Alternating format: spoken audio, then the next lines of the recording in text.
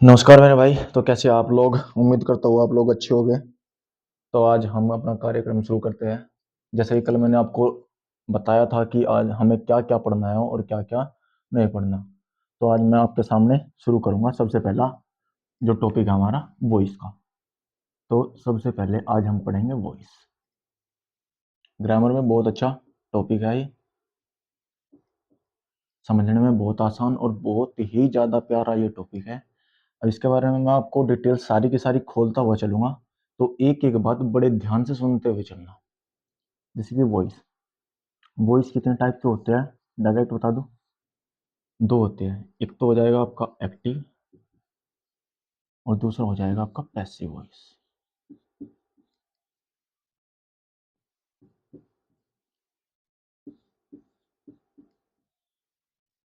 दो तरीके के हमारे होते हैं, एक्टिव और पैसिव। वॉइस एक टाइप का और होता है, मैं आपको बता दूं, ये तो हमें नॉर्मली पढ़ना ही है। एक्टिव और पैसिव एक टाइप का और होता है, उसको कहते हैं हम क्वॉसी पैसिव।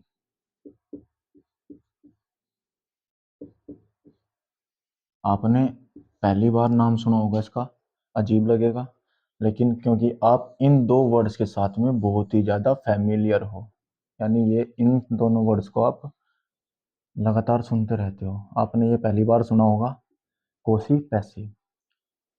अब मैं इन दोनों वर्ड्स के बारे में आपको जिक्र करूंगा, बताऊंगा कि ये क्या क्या होते हैं। एक्टिव वॉइस वे होते हैं जिसमें सब्जेक्ट एक्टिव होता है, यानी जो फोकस होगा वो हमारा किस पे होगा? सब्जेक्ट पे होगा। और पैसिव वॉइस में हमारा फोकस सब्जेक्ट से हटके किस पे चला जाता है? जो उस वर्ब का ऑब्जेक्ट होता है उस पे। अब कुछ बातें हैं नोट करने की, वे आप नोट करते हुए चलना या इनको ध्यान से सुनना। पहली बात, जब भी हम वॉइस चेंज करते हैं, हमें वॉइस चेंज करने के लिए बोला जाएगा। वॉइस चेंज होते हैं चेंज एक्टिव से पैसिव और पैसिव से एक्टिव में, चेंज ऑफ वॉइस। ये दो टाइप से होते हैं, या तो मेरे भाई एक्टिव से पैसिव में होंगे या फिर पैसिव से एक्टिव में होंगे। ये दो एरोज हैं, इनका बहुत ही ध्यान रखना। मैंने बोला एक्टिव से पैसिव और पैसिव से एक्टिव, यानी इधर से इधर और उधर से इधर। दो तरीके से हम चेंज करते हैं। एग्जामिनर हमें कोई भी एग्जाम्पल देगा, क्वेश्चन देगा और बोलेगा कि आपको इस टेंस को या इस सेंटेंस को पैसिव वॉइस में चेंज करना है या पैसिव से एक्टिव वॉइस में चेंज करना है। अब आगे चलते हैं। पहला हो गया चेंज ऑफ वॉइस। दूसरी बात क्या होती है वॉइस में, कि हमारा जो वॉइस होता है इसमें हमें टेंस चेंज नहीं करना होता है। यानी जो सेंटेंस होगा, जिस टेंस का वो सेंटेंस होगा, हमें पैसिव वॉइस में भी उसको उसी में रखना है, उसका टेंस चेंज नहीं करना। जबकि नरेशन में हम टेंस चेंज करते हैं, लेकिन वॉइस में हम टेंस चेंज नहीं करते, यानी टेंस चेंज नहीं करना। ठीक है भाई। अब उसके बाद में क्या आएगा? तीसरी बात, यहाँ पे सिर्फ और सिर्फ चेंज होता है तो क्या? फोकस चेंज होता है।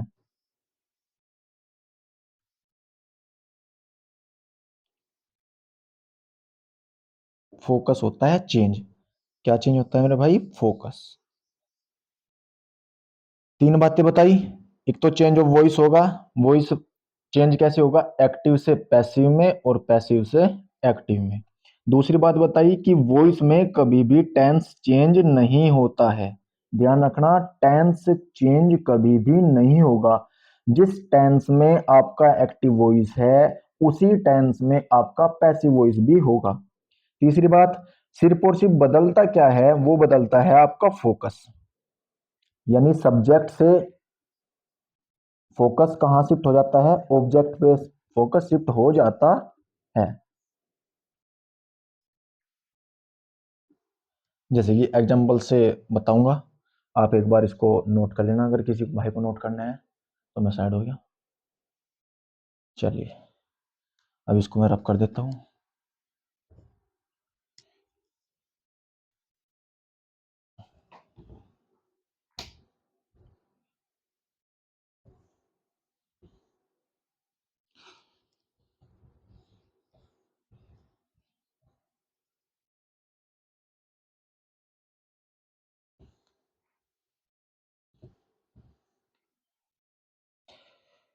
देखो मेरे भाई, मैंने बोला है सिर्फ और सिर्फ हमें क्या चेंज करना है, फोकस चेंज करना है।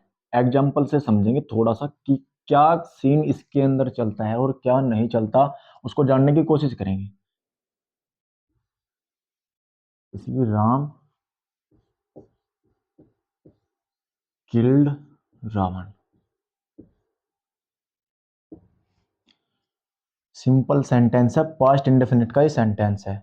अब इसमें थोड़ा सा समझने की कोशिश करना, लॉजिक कहाँ चलता है और कहाँ से कहाँ शिफ्ट होता है उसको जानने की कोशिश करना। राम क्या है यहाँ पे, राम है सब्जेक्ट, और जो ये किल्ड है ये है आपकी पास्ट इंडेफिनिट की फॉर्म, यानी सेकंड फॉर्म वर्ब की।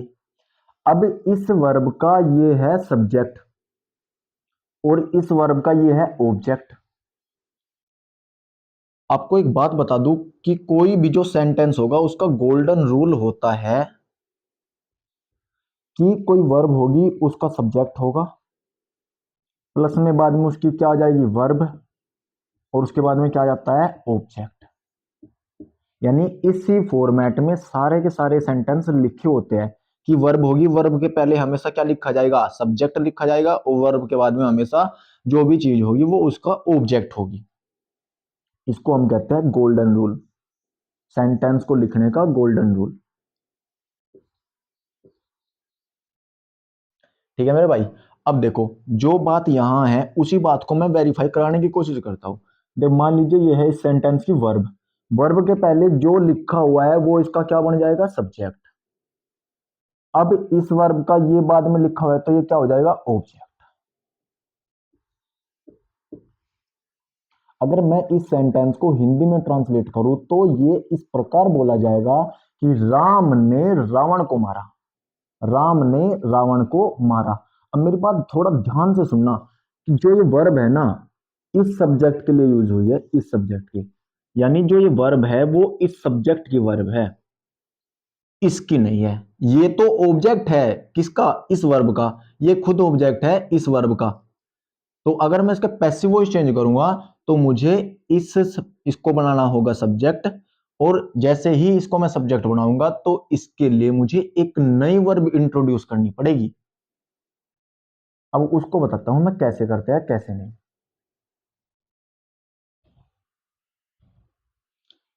अब आपने सीखा था कि सर ऑब्जेक्ट को बनाते हैं सब्जेक्ट, जो इसका फॉर्मेट होता है लिखने का,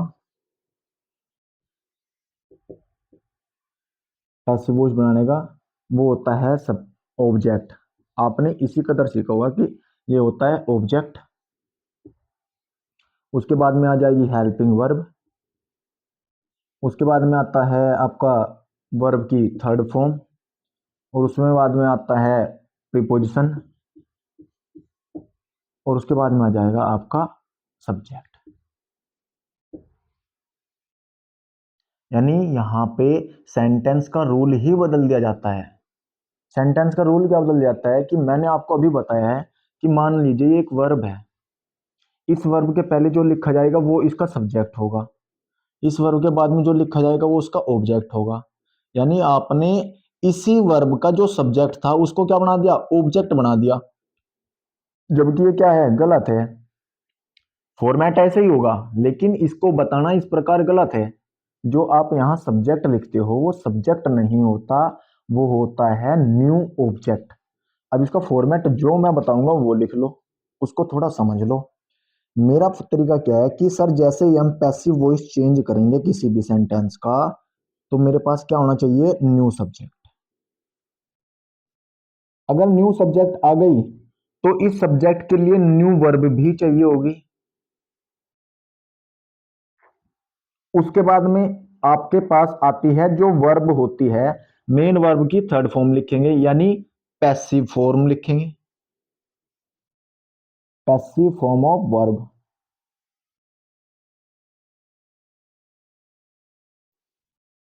उसके बाद में आप लिखोगे जो एक्स्ट्रा चीज है इससे रिलेटेड तो लिखोगे, नहीं तो भाई मेरे पास बचता है बाई प्रीपोजिशन या फिर कोई अदर प्रीपोजिशन, अदर प्रीपोजिशन। जैसे वर्ब होती है, कुछ वर्ब ऐसी होती है अपने बाद में फिक्स प्रीपोजिशन लेती है, जैसे कि नो, नो के बाद में क्या आएगा, उसके साथ में आता है प्रीपोजिशन टू, वहां पे हम बाई नहीं यूज कर सकते। तो ये तो बाई आएगा या फिर कोई दूसरा प्रीपोजिशन आ जाएगा। उसके बाद में क्या आएगा भाई, अब लिखूंगा मैं इसको, सब्जेक्ट नहीं लिखूंगा, इसको मैं लिखूंगा न्यू ऑब्जेक्ट। ये होता है मेरे भाई फॉर्मेट। अब सुनो, ये आ गया सब्जेक्ट, वो भी कौन सा, नया सब्जेक्ट। आ गई नई वर्ब, यहाँ पे पैसिव फॉर्म ऑफ वर्ब आ गई, प्रीपोजिशन आ गया या फिर, और उसके बाद में आ गया आपका न्यू ऑब्जेक्ट। अब इसको थोड़ा समझने की कोशिश करना, ये जो एग्जांपल है इसका पैसिव वॉइस मैं यहाँ पे बनाऊंगा, इसका पैसिव वॉइस बनाऊंगा यहाँ पे। देखो, ये था मेरा ऑब्जेक्ट, इस ऑब्जेक्ट को ही मुझे नया सब्जेक्ट बनाना पड़ेगा, क्योंकि मेरे घर की फैक्ट्री नहीं है कि जिसको भी उठाऊंगा मैं सब्जेक्ट बना दूंगा। जी नहीं, जो सेंटेंस मुझे एक्टिव वॉइस में दिया गया है, उसी सेंटेंस को में से मुझे जो ऑब्जेक्ट होगा, उस ऑब्जेक्ट को ही मुझे न्यू सब्जेक्ट बनाना होता है। यानी यहाँ पे न्यू सब्जेक्ट का काम कौन कौन करेगा मेरे भाई, रावण करेगा। यानी जो ऑब्जेक्ट था पहले वर्ब का, उस ऑब्जेक्ट को ही मैंने क्या बना दिया, नया सब्जेक्ट बना दिया। अब नया सब्जेक्ट आ गया, अब ये हो गया सब्जेक्ट। अब जैसे ही ये सेंटेंस में आएगा, ये अपने लिए एक वर्ब की डिमांड करेगा, अपने लिए एक वर्ब की डिमांड करेगा कि मेरे लिए एक वर्ब लेके आओ। क्योंकि ऊपर जो किल्ड है, ये तो इस सब्जेक्ट की वर्ब है। अब मैंने सब्जेक्ट बनाया है रावण को। जब रावण को मैंने सब्जेक्ट बना दिया, यानी जो इस वर्ब का ऑब्जेक्ट था उसको मैंने यहाँ पे सब्जेक्ट बना दिया, न्यू सब्जेक्ट। तो अब भाई वो अपने लिए एक वर्ब की डिमांड करेगा कि मेरे लिए एक वर्ब दो मुझे, क्योंकि बिना वर्ब के कोई सब्जेक्ट नहीं होता, और जो कोई सब्जेक्ट होता है वो अपनी वर्ब लेता ही लेता है। अब थोड़ा ध्यान से सुनने की कोशिश करना। अब सर नई वर्ब हम कहां से लेके आएंगे, ये आ गया हमारा डाउट। अब पूरे ग्रामर में ध्यान से सुन लो एक बात, बी एक ऐसी वर्ब है जो हमें ये परमिशन देती है कि सर जहां आपको मेरी जरूरत पड़े, जिस फॉर्म में मेरी जरूरत पड़े, आप उसको यूज कर सकते हो। जैसे कि मुझे यहाँ पे ये रावण सब्जेक्ट था, अब इसके लिए मुझे एक नई वर्ब की जरूरत पड़ी, तो मैं क्या करूंगा, इसके लिए एक नई वर्ब लेके आनी होगी। और वो वर्ब कौन कहाँ से लेने लगी भाई, मैं जाऊंगा सीधा बी के पास कि बी मुझे तेरी जरूरत है, मुझे एक वर्ब चाहिए, और वो वर्ब अब कौन पूर्ति करेगा, उसकी बी पूर्ति करेगा। और बी ये भी हमें बताता है, ये भी हमें एक राइट देता है कि जिस फॉर्म में चाहो आप उस फॉर्म में तो यूज कर ही सकते हो, लेकिन जिस सब्जेक्ट के लिए चाहो उस सब्जेक्ट के लिए भी यूज कर सकते हो। फॉर्म का मतलब है आप इसको प्रेजेंट की फॉर्म में यूज कर लो, या फिर आप इसको पास्ट की फॉर्म में यूज कर लो। प्रेजेंट की फॉर्म में अगर आप इसको यूज करोगे तो ये बी की ही फॉर्म्स होती है, इज, आर और एम। अगर मैं पास्ट की बात कर दूंगा तो यहाँ पे क्या बन जाती है, बी, वाज और वर। अब मुझे यहाँ पे अगर प्रेजेंट का सेंटेंस है, प्रेजेंट का टेंस होगा, तो मैं यहाँ पे इज आर एम में से यूज करूंगा। अगर सब्जेक्ट सिंगुलर होगा तो इज, सब्जेक्ट प्लूरल होगा तो आर, और सब्जेक्ट अगर आई होगा तो मैं वहां पे क्या यूज करूंगा मेरे भाई, आई एम, सॉरी। अगर मैं पास्ट की बात करूं, जैसे कि मेरा सेंटेंस किस में है, पास्ट में, तो पास्ट में अगर मैं बात करूंगा तो पास्ट के मेरे पास आती है दो वर्ब, वाज और वर। अब जैसे यहाँ पे मुझे एक वर्ब की जरूरत है और सेंटेंस है मेरा पास्ट में, तो आप लोग बताओ क्या मुझे यहाँ पे प्रेजेंट की वर्ब है यूज करने की, नहीं। तो मुझे कौन सी वर्ब चाहिए, मुझे वर्ब चाहिए पास्ट की, क्योंकि सर बी की फॉर्म पास्ट वाली यूज करनी है, ना कि प्रेजेंट वाली, क्योंकि सेंटेंस है पास्ट में। अब रावण है सिंगुलर, अगर सिंगुलर है तो सिंगुलर के लिए तो वॉज यूज होगी, तो यानी यहाँ पे क्या कर दिया यूज, मैंने वॉज यूज कर दिया। अब इसके बाद में क्या, उसके बाद में मेरा स्ट्रक्चर कहता है कि सर जो मेन वर्ब है वो वर्ब की थर्ड फॉर्म में जाएगी, यानी पैसिव फॉर्म ऑफ वर्ब। मुझे वर्ब की पैसिव फॉर्म यूज करनी पड़ेगी, यानी वर्ब की थर्ड फॉर्म। अब मेरी वर्ब थी क्या, मेन वर्ब किल्ड, किल थी, किल का सेकंड फॉर्म भी किल्ड होता है और थर्ड फॉर्म भी किल्ड होता है, तो यानी यहाँ पे जो वर्ब की पैसिव फॉर्म बनेगी वो क्या हो जाएगी, किल्ड। अब उसके बाद में आता है प्रीपोजिशन का नंबर। प्रीपोजिशन क्या है मेरा, यहाँ पे बाई, क्योंकि यहाँ पे किल्ड एक एक्शन वर्ब है। जब कोई किसी को मारता है तो उसको देखा जा सकता है। आप किसी को वर्चुअली नहीं मार सकते कि आपने रिमोट दबाया और किसी को मार दिया। यहाँ पे मारना एक ऐसी एक्शन वर्ब है जिसको हम अपनी आंखों से देख सकते हैं, और जिन को वर्ब्स को अपनी आंखों से होता हुआ देख सकते हैं उन वर्ब्स को हम कहते हैं एक्शन वर्ब। यानी ये एक एक्शन वर्ब है, और सभी एक्शन वर्ब्स के लिए मेरा जो प्रीपोजिशन यूज होगा वो होगा बाई। अब बाई प्रीपोजिशन हो गया, उसके बाद में आता है न्यू ऑब्जेक्ट। न्यू ऑब्जेक्ट कहां से आएगा, जो आपका एक्टिव वॉइस में सब्जेक्ट था वो ही पैसिव वॉइस में क्या बनता है जी, न्यू ऑब्जेक्ट बनता है, यानी बाई रहा।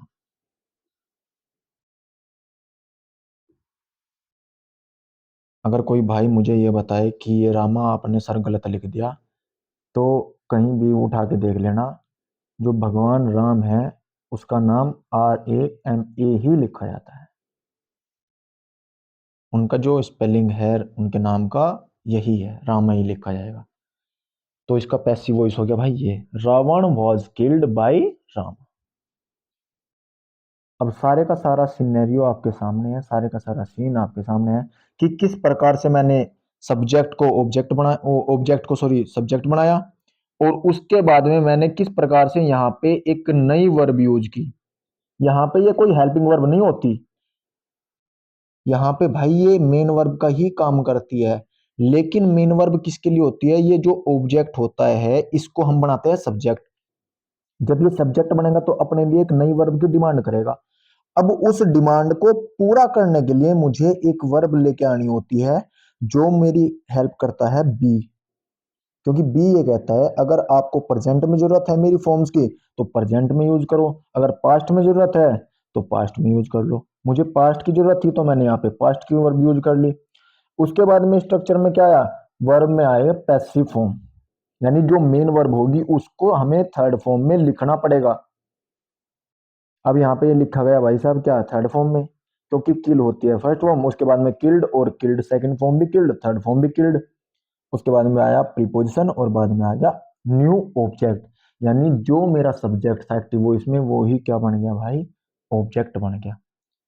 उम्मीद करता हूँ आपकी ये बात थोड़ी सी तो समझ में आई होगी, ज्यादा नहीं बोलता मैं, थोड़ी सी। अब मैं आपके इस स्ट्रक्चर की बात करता हूँ। स्ट्रक्चर ये बिल्कुल ठीक है, गलत नहीं है। सिर्फ और सिर्फ आप इसको यहां से हटा के क्या कर लो, ऑब्जेक्ट की जगह आप न्यू सब्जेक्ट लिख दो।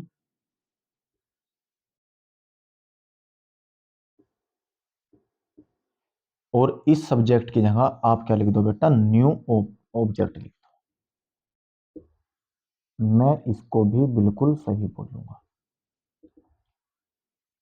अब हेल्पिंग वर्ब यहाँ पे इन्होंने क्यों दिया, क्योंकि sir is are am was were ज्यादातर आपने देखा ही होगा कि हेल्पिंग वर्ब के तौर पे ही यूज किया जाता है इनका। लेकिन मैंने आपको बताया कि यहाँ पे जो वर्ब यूज होती है ना, वो कोई हेल्पिंग वर्ब नहीं, वो जो नया सब्जेक्ट हमारा होता है उसके लिए एक नई वर्ब यूज होती है। क्योंकि जो ये वर्ब होती है ना, ये होती है पहले वाले सब्जेक्ट की, यानी जो एक्टिव वॉइस में सब्जेक्ट था ये उसकी वर्ब होती है। लेकिन मुझे यहाँ पे पैसिव वॉइस में सब्जेक्ट चेंज करना पड़ता है, तो मैं इसीलिए यहाँ एक नई वर्ब लेके आता हूँ ताकि ये जो वर्ब है वो इस सब्जेक्ट की ही लगी रही, यानी इस वर्ड की ही ये रही। आई बात समझ में भाई? अगर नहीं आई है तो एक बार देख लो इसको। उम्मीद करता हूँ आप लोगों की आई होगी, क्योंकि इतना डीप मैं कभी जाता नहीं हूँ, लेकिन आप लोगों का बोर्ड पास है और आगे चल के आपको प्रॉब्लम ना हो इसलिए मैं इतना डीप चला गया। ठीक है मेरे भाई, जिसको नोट करना है कर लो, और उसके बाद में मैं इसको रब करने जा रहा हूँ।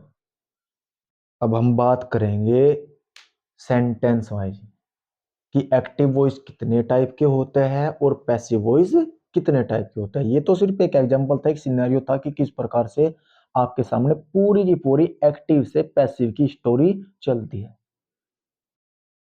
मैं रब कर दूं भाई इसको, ये लो।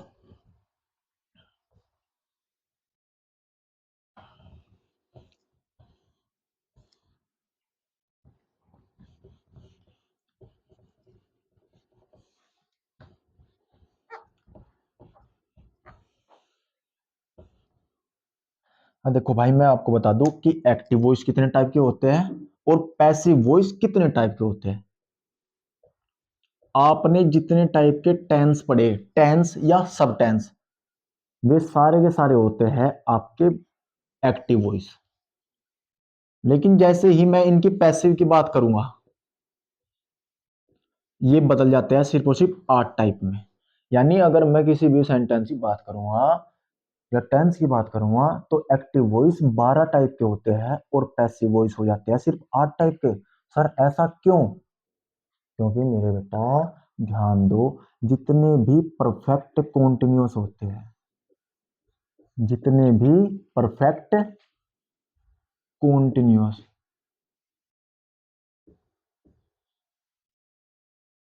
उनके हम पैसिव वॉइस नहीं बनाते, उनके हम पैसिव वॉइस नहीं बनाते हैं। बनाए जा सकते हैं, लेकिन हम उनको अवॉइड करते हैं बनाना। अब अवॉइड क्यों करते हैं? अगर हम उसको भी खोलने लग जाए तो वीडियो बहुत लंबी हो जाएगी और आपका दिमाग थोड़ा पजल हो जाएगा। सिर्फ और सिर्फ इतना ध्यान रखो कि जितने भी हमारे परफेक्ट कॉन्टिन्यूअस हैं, उनका हम पैसिव वॉइस नहीं बनाते, अवॉइड करते हैं बनाना। अब 3 होते हैं हमारे, हर टेंस में 3 आ जाएंगे।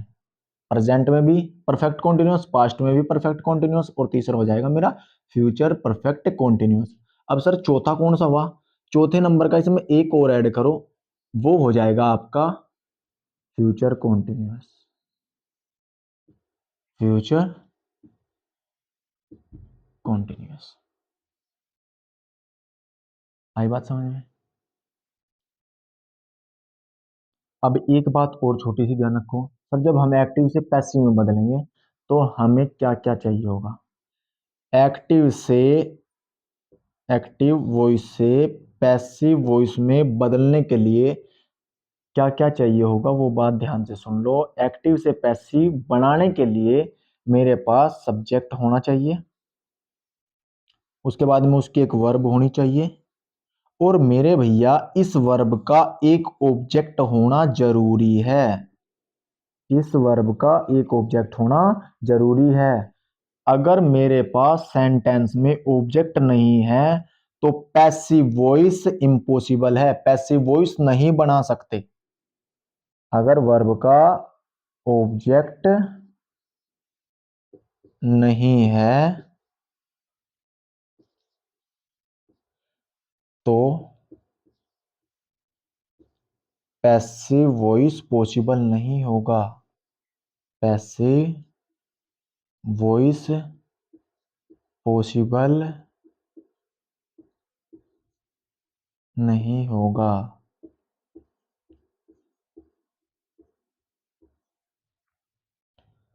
अब देखो कैसे, मैं आपको एग्जांपल देके क्लियर करता हूं यहीं पे। देखो, मैंने बोल दिया ही प्लेज, प्रेजेंट इंडेफिनिट का है, सब्जेक्ट सिंगुलर, तो वर्ब भी कैसी होगी? सिंगुलर। थोड़ा ध्यान से सुनो, ये तो हो गया सब्जेक्ट और ये हो गई इसकी वर्ब। इसका ऑब्जेक्ट, इस वर्ब का ऑब्जेक्ट नहीं है, ऑब्जेक्ट नहीं है तो अब आप एक बात बताओ, जब आप पैसिव वॉइस बनाओगे तो जो ये ऑब्जेक्ट होता है, इसी का तो आपको नया सब्जेक्ट बनाना होता है। यानी आप इसी को तो सब्जेक्ट बनाओगे।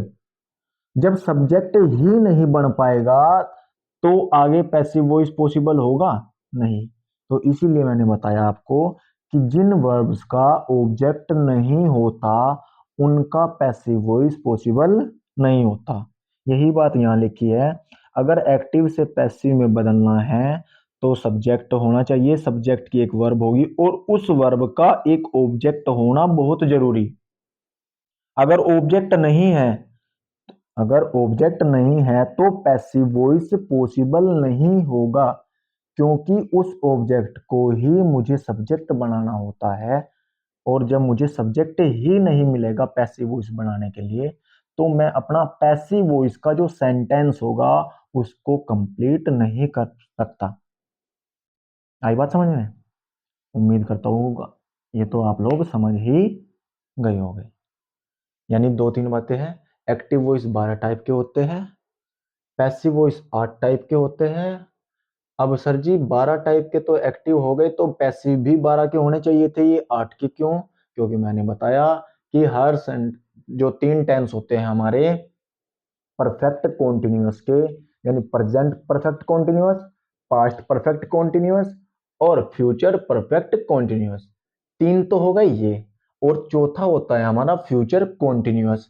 इन चारों को मिला के हम यानी इनके जो पैसिव वॉइस है बनाना अवॉइड करते हैं। बना सकते हैं लेकिन बनाना क्या करते हैं, अवॉइड करते हैं। इसीलिए बुक्स में लिख दिया जाता है कि एक्टिव वॉइस 12 टाइप के और पैसिव वॉइस 8 टाइप के।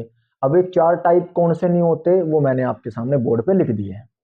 फिर दूसरी बात मैंने आपको बताई है कि एक्टिव से पैसिव अगर मुझे चेंज करना है, एक्टिव वॉइस से पैसिव वॉइस अगर मुझे चेंज करना है तो मेरे पास सब्जेक्ट होना जरूरी है, सब्जेक्ट की वर्ब भी होना जरूरी है, और उस वर्ब का एक ऑब्जेक्ट होना बहुत जरूरी है।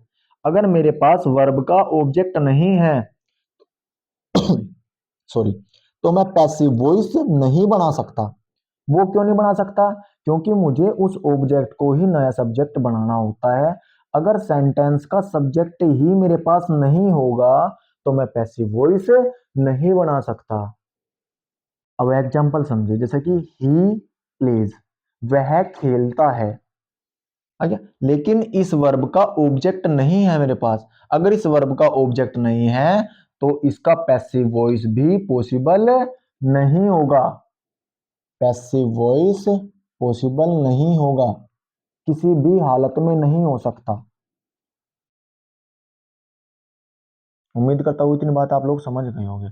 अगर नोट करना चाहते हो तो नोट कर लो, मैं हो गया साइड में, वीडियो पॉज करके आप नोट कर लेना।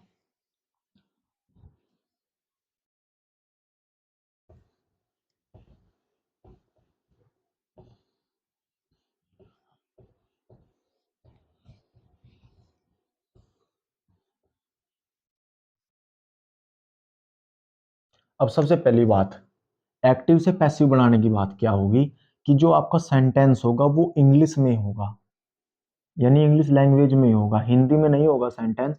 आपका इंग्लिश में ही वो सेंटेंस होगा और इंग्लिश से ही आपको इंग्लिश में उसको चेंज करना है, यानी एक्टिव से क्या बनाना है, उसका पैसिव वॉइस बना देना है।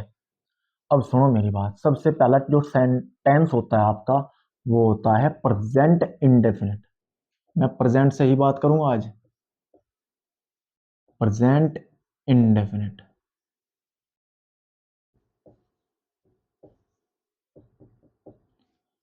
हैंड राइटिंग समझ में आ रही होगी आप लोगों को, उम्मीद करता हूँ। अगर नहीं आएगी तो वीडियो में बता देना भाई, आगे से और थोड़ा सुधार करने की कोशिश करेंगे। Present indefinite. दूसरा क्या होता है बेटा, प्रेजेंट कॉन्टिन्यूअस।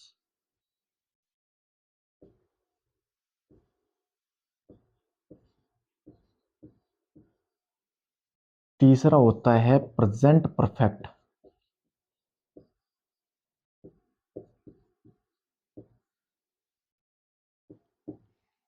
चौथा तो हम बनाते ही नहीं, अवॉइड करते हैं। तो यानी आपको प्रेजेंट में प्रेजेंट इंडेफिनिट, प्रेजेंट कॉन्टिन्यूअस और प्रेजेंट परफेक्ट। अब आप लोगों ने ट्रांसलेशन पढ़ी होगी 8th क्लास में, 9th क्लास में, 10th क्लास में भी पढ़ी होगी। अब इसका जो ट्रांसलेशन का जो स्ट्रक्चर होता है वो ही फॉर्मेट एक्टिव वॉइस का होता है। ट्रांसलेशन का जो स्ट्रक्चर होता है वो ही जो स्ट्रक्चर होगा वो ही एक्टिव वॉइस का होता है। सुनो मेरी बात ध्यान से, जैसे कि सर प्रेजेंट इंडेफिनिट क्या कहता है कि सब्जेक्ट होगा, प्लस में वर्ब होगी, वर्ब में वर्ब की फर्स्ट फॉर्म में क्या ऐड करोगे, एस या ई एस। उसके बाद में क्या होता है, आपका ऑब्जेक्ट होता है। या तो आप अकेले वर्ब की फर्स्ट फॉर्म यूज करो या फिर वर्ब की फर्स्ट फॉर्म में एस या ई एस ऐड करके उसमें आप लिख सकते हो। ये होता है जी active voice, active voice present indefinite का। अब मैं इसी के नीचे इसके पैसिव वॉइस की बात करूंगा। अब इसके पैसिव वॉइस में फॉर्मेट क्या बनता है, न्यू सब्जेक्ट, यानी जो आपका ऑब्जेक्ट होगा वही क्या बनेगा, सब्जेक्ट। यानी यहाँ पे लिख देता हूँ भाई मैं थोड़ा सा, ये जो ऑब्जेक्ट होगा यही क्या बनता है, न्यू सब्जेक्ट, प्लस में हेल्पिंग वर्ब ही लिख देता हूं आपके वाली, इज, आर और एम। उसके बाद में आ जाएगा आपका वर्ब की थर्ड फॉर्म, जो मेन वर्ब होगी, जो फर्स्ट फॉर्म में लिखी होगी या एस या एस वाली जो होगी, उसको आप किस में लेके जाओगे, थर्ड फॉर्म में, यानी पैसिव फॉर्म। उसके बाद में प्रीपोजिशन,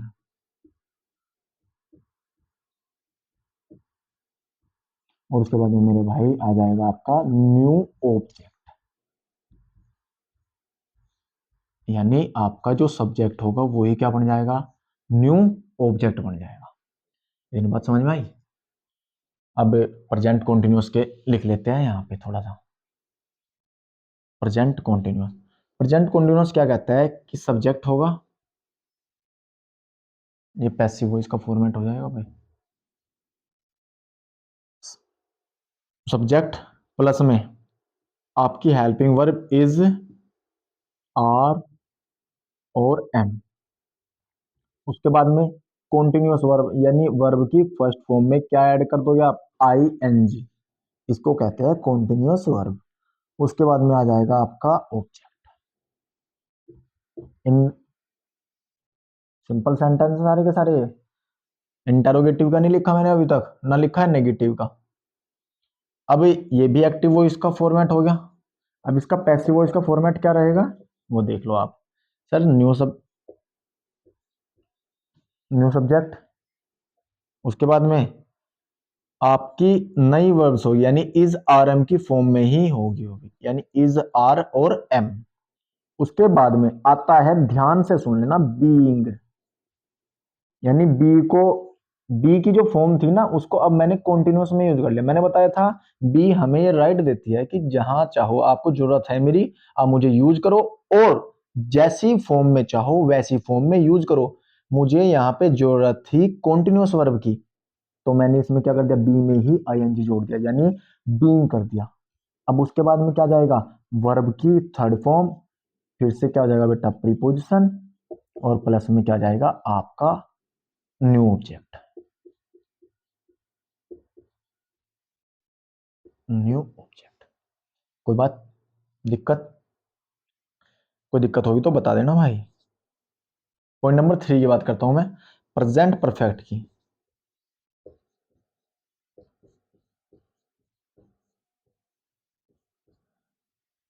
प्रेजेंट परफेक्ट की बात करेंगे, एक्टिव वॉइस फॉर्मेट, वही जो आपका टेंस का होता है वही एक्टिव वॉइस का फॉर्मेट होगा, यानी सब्जेक्ट, उसमें के बाद मेरे भाई आपका क्या आता है, हेल्पिंग वर्ब, यानी हैज और हैव। उसके बाद में आ जाएगा आपका वर्ब की थर्ड फॉर्म, और उसके बाद आता है आपका ऑब्जेक्ट। मेरे प्यारे भाई इतनी बात समझ में आई या नहीं आई। अब इसका बनाता है पैसिव वॉइस। पैसिव वॉइस क्या कहेगा, न्यू सब्जेक्ट प्लस में हैज या हैव, यहां भी हेल्पिंग वर्ब सेम। उसके बाद में यहां आता है बीन। अब उस बीन को तो मैंने क्या किया था भाई, कॉन्टिन्यूस में यूज कर लेता, अब वही बीन यहाँ पे क्या गया, वर्ब की थर्ड फॉर्म में यूज हो गया। अब उसके बाद में आ जाएगा आपका वर्ब की थर्ड फॉर्म, यानी जो मेन वर्ब की थर्ड फॉर्म थी वही सेम यहाँ लिख के जाइए। उसके बाद में फिर से प्रीपोजिशन, प्लस में आपका बाद में आ जाएगा new object, new object. Note करोगे, कर लीजिए, हो गया साइड। अब मैं आपके सामने हर एक सेंटेंस से क्या करूंगा, एक एक सेंटेंस लिखूंगा, और आपको उनको क्या करना है, पैसिव वॉइस में चेंज करना है, कोशिश करना करने की। नहीं हुआ तो कोई बात नहीं, हमें भाई यहाँ पे बताते हैं आपको। अब इसको रब कर दो।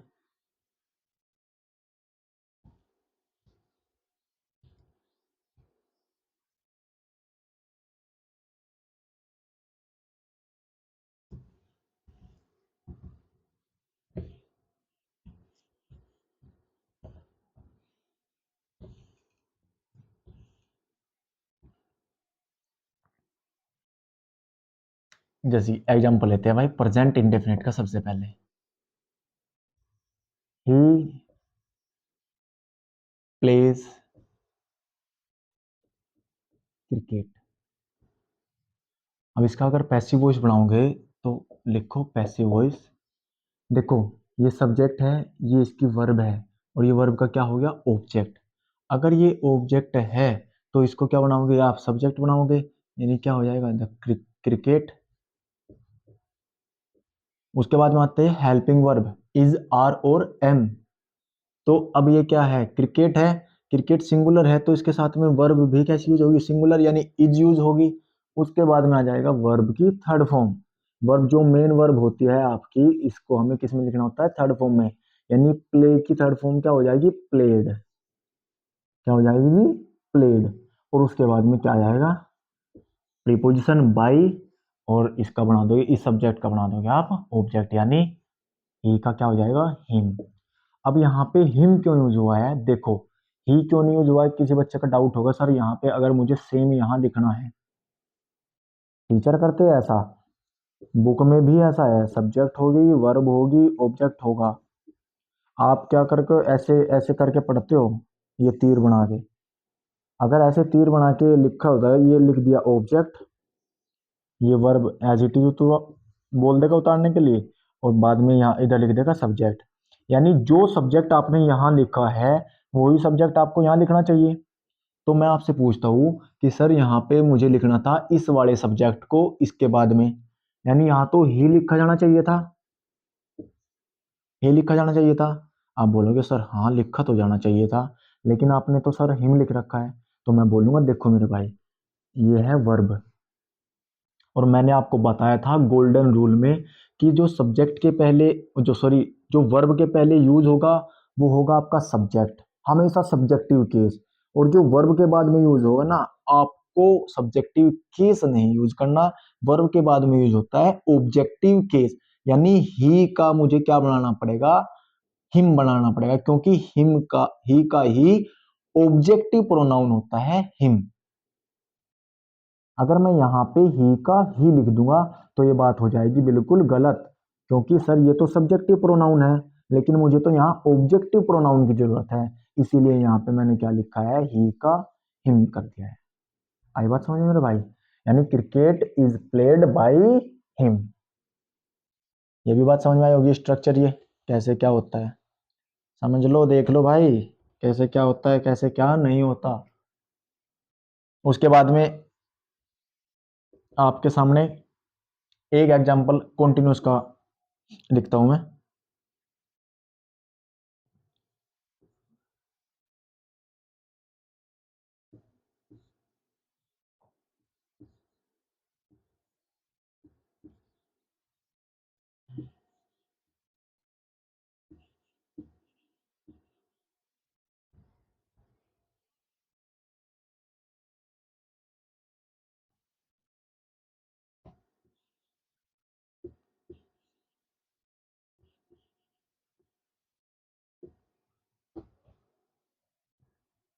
पैसिव वॉइस बनाओ इसका, बनाओ, समझ में आया, subject, helping verb, continuous verb, उसके बाद में ऑब्जेक्ट, यानी ये क्या है, इसका ऑब्जेक्ट। इस ऑब्जेक्ट को ही मुझे बनाना है नया सब्जेक्ट, यानी ये क्या हो जाएगा, द फुटबॉल।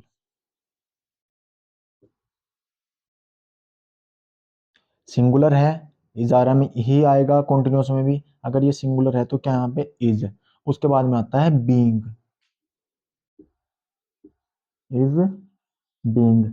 अब जो वर्ब कॉन्टिन्यूस फॉर्म में एक्टिव वॉइस में यूज हुई थी, आपको उसी वर्ब को थर्ड फॉर्म में लिखना है, यानी मेन वर्ब को लेके जाना है थर्ड फॉर्म में, तो यहाँ पे क्या आ जाएगा, played.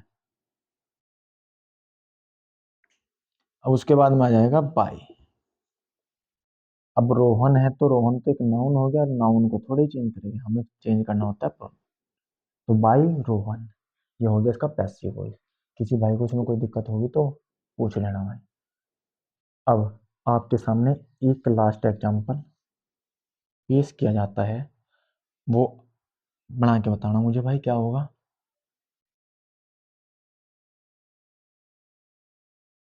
He has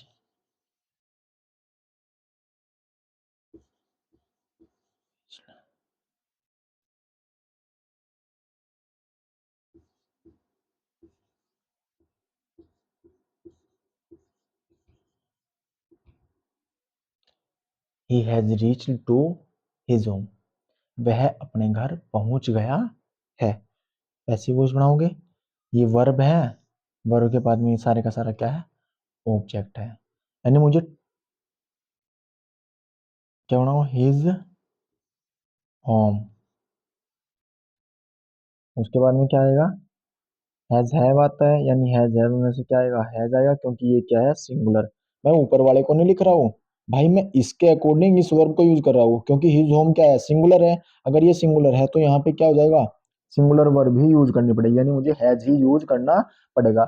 his home has, उसके बाद में आती है बीन, उसके बाद में वर्ब की थर्ड फॉर्म, यानी जो ऊपर होती है वो ही नीचे लिख दूंगा मैं, क्योंकि एक्टिव वॉइस में भी थर्ड फॉर्म और पैसिव वॉइस में भी third form. Reached by him,